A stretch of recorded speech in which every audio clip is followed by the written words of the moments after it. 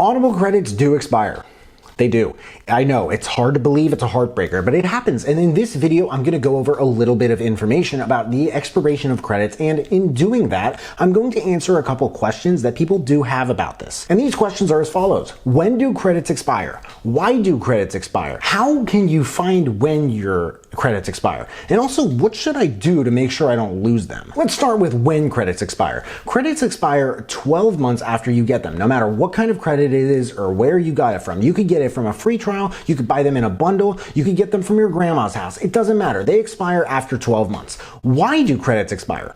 I know what some of you are probably thinking. What is the point of even having them? Why is this even a thing? Are they trying to put some pressury, salesy deadline on people? For anyone curious, I have looked this up because like everything else on the planet, I'm curious about this. So I looked it up and of course the answer is not on their FAQ section. So I looked a little deeper and I found one answer on Quora from a self-proclaimed former Audible employee, David Kirchhoff.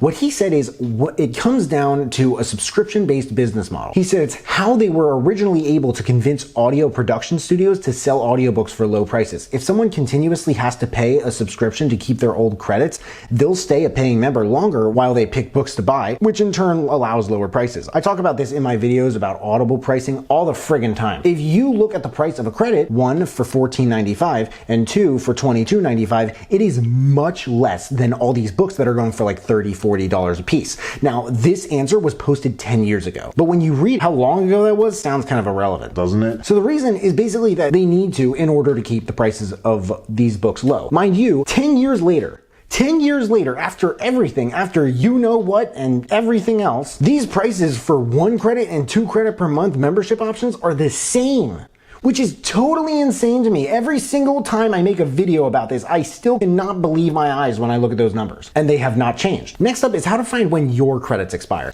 You can find this by going to your credit summary. Your credit summary basically tells you how many credits you have and when they expire, even the individual ones. If you're on the computer, go to your name and click account details and then credit summary. If you're on your phone, go to the Audible site, not the app, but the site, tap the 3 horizontal lines in the upper left, tap on your name and then go to credit summary. Just a quick note for those in the back, Audible does email you a credit summary every month that tells you when you have credits expiring within 30 days. And lastly, what should I do to make sure that I don't lose these credits? If you don't want to lose them, you gotta use them.